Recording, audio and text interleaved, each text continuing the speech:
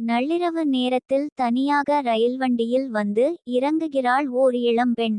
அந்த நிலையத்தில் ரயில் வண்டியில் சிலர் ஏறினார்களே தவிர அவளைத் தவிர வேறு எவரும் இறங்கவில்லை. சில கிலோமீட்டர் தொலைவில் அவளது கிராமம் இருந்தது. எப்படி தனியாக போவது என்று மிக கவலைப்பட்டாள் அவள். முற்றுப்புள்ளி. வெளியே வந்து பார்த்தால் ஒரு வண்டியும் காணவில்லை. அச்சமும் கவலையும் மனத்தை ஒரு சேர அழுத்திய கணத்தில், வீட்டுக்கா அம்மா என்று குரல் கேட்டது. அதிர்ந்து திரும்பி பார்த்தாள். அவளது கிராமத்தைச் சேர்ந்த ஒரு முதியவர் நின்றிருந்தார். முற்றுப்புள்ளி.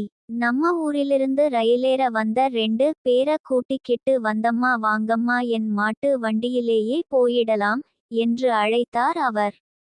அவளுக்கு போன உயிர் திரும்பி வந்ததைப் போல இருந்தது. முற்றுப்புள்ளி. எந்த காலத்திலும் மாட்டு வண்டியில் ஏறாதவளுக்கு அந்த பயணம் அவ்வளவு மகிழ்ச்சியானதாக இருந்தது. வேண்டாம் என்று சொன்னாலும் இந்த பெரியவருக்கு 100 ரூபாய் கொடுத்துவிட வேண்டும் என்று எண்ணிக்கொண்டாள். முற்றுப்புள்ளி. 1 கிலோமீட்டர் தூரம் வண்டி போனதும் 100 ரூபாய் அதிகம் 50 ரூபாய் கொடுக்கலாம் என்று எண்ணிக்கொண்டாள். இன்னும் கொஞ்சம் தூரம் போனதும் மாட்டு வண்டிக்கு 10 ரூபாய் போதாது என்று தன்னையே கேட்டுக்கொண்டாள். வீட்டை நெருங்கும் நேரத்தில் எப்படி இருந்தாலும் வண்டி ஊருக்கு திரும்பியிருக்கும். காலியாய் திரும்பும் வண்டியில்தானே வந்தேன். எதற்கு பணம் தர வேண்டும்?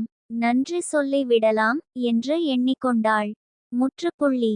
வீட்டில் இறங்கும்போது, சரி தாத்தா, மாட்டு வண்டியில் இதுவரை போனதே இல்லையா? அதான் முதுகெல்லாம் வலிக்கிறது என்று சொல்லி விட்டு வீட்டுக்குள் நுழைந்தாள். ஆனால் அந்த முதியவர் எதுவும் எதிர்பார்க்காமல் உதவி செய்தார்.